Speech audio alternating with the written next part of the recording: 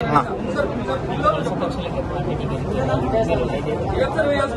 సంవత్సరాలు పనిచేశాము. కార్యకర్తలతో నేను నమ్మారు, పార్టీలు నమ్మారు, వ్యయప్రయాసాలకు వచ్చి మాకు కష్టపడ్డారు, కేసులు పెట్టించుకున్నాం, ఆస్తులు అమ్ముకున్నాం. మేమేదో పార్టీ ప్రభుత్వంలో అధికారంలో పైరవీలు చేసి డబ్బులు సంపాదించుకోవాలి. ఆయన ఒక అధినేతగా సరైన నిర్ణయం తీసుకుంటారు అనుకున్నాం. నంద్యాల, కర్నూలు పార్లమెంట్లో కాకుండా కడప, చిత్తూరు అన్ని ప్రాంతాల్లో పొమ్మంటే పోయాం. ఒక సుశిక్షణ సైనికులాగా పనిచేశాం. కోట్లు సంపాదించుకున్నప్పుడు అనంతపురంలో ₹1 ఖర్చు పెట్టా. 5 ఏళ్లు మా సొంత డబ్బులు ఖర్చు పెట్టాం. నన్ను నమ్మి చాలా మంది కార్యకర్తలు కూడా తెగించి పనిచేశారు. జైల్లో ఈయన 5 ఏళ్లు జైల్లో 50 రోజులు ఉంటే బయటకి ఇవ్వడం వల్ల నేను బయటకు వచ్చాను. వేలాది మంది అకౌంట్లో బయటకు వచ్చారు. మరి టికెట్ తీసుకునేటువంటి వాళ్ళంతా ఎక్కడికి పోయారు? ఇవన్నీ కూడా 10 గంటలకు ప్రెస్ మీట్ పెట్టి నేను కొన్ని విషయాలు మాట్లాడి 2-3 రోజుల్లో ఒక ఆత్మీయ సమావేశం జిల్లా వ్యాప్తంగా అందరూ కూడా పిలుచుకుని ఏర్పాటు చేస్తున్నాం. దాంట్లో భవిష్యత్తు ప్రణాళికని, కార్యాచరణ నిర్ణయాన్ని కూడా వ్యూహాన్ని కూడా ఏర్పాటు చేసుకుంటాం. తప్పకుండా అనంతపురంలో చేసినటువంటి అన్యాయం ఏదైతే ఉందో చంద్రబాబు నాయుడు ఆయన చేసినటువంటి తీసుకున్న నిర్ణయం అయితే ఉందో జీవితకాలం ఆయన బ్రతికున్నంత వరకు కూడా తన మనస్సు, ఆత్మ ఉంటే ఈ యొక్క చేసిన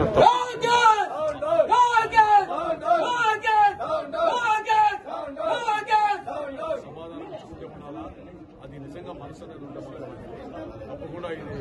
ఎందుకంటే పురుగుల మందు పడిపోయారు, హాస్పిటల్కి తీసుకెళ్ళారు. తర్వాత హాట్ స్ట్రోక్ అమ్మాయికి వచ్చారు, ఫిట్ షూట్స్ ఒక అబ్బాయి యంగ్స్టర్, ఇట్లా రకరకాల. నేను అందరికీ చెప్తున్నా, ధైర్యంగా ఉన్నాం, కష్టాల్లో పోరాడదాం, నిర్ణయం తీసుకున్నాం. మనకు జరిగినటువంటి ఏదైతే ఉందో అది నిజంగా ఒక మాయంగా మిగిలిపోతుంది. ఆయన నమ్మినందుకు మనకి ఆయన చేసినటువంటి ఈ యొక్క ద్రోహానికి నిజంగా బాధపడుతున్నాం. రేపు అన్ని కూడా 10 గంటల ప్రశ్నలతో మాట్లాడి భవిష్యత్తులో 2 రోజుల్లో కార్యాచరణ చేసేది. 50 కోట్లు ఇచ్చినోడు ఎవరో, తీసుకున్న ఆయన ఎవరో, ఎందుకు ఇచ్చారో సమాధానం వాళ్ళు చెప్పాలా. నేను ఇచ్చింది, తీసుకుంది నేను చూడలేదు. కాకపోతే ఒకటి ఏంటంటే ఏది జరిగిందో దీంట్లో ఒక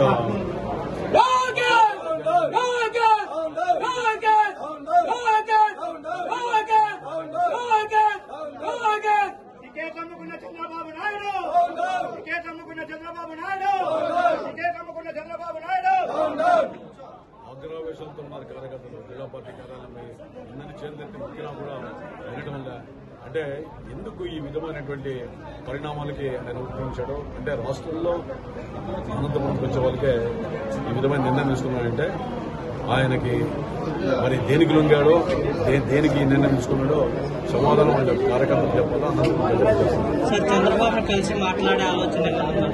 మాట్లాడాను. ఆయన చెప్పిన ప్రశ్నకి సమాధానం ఇచ్చాను.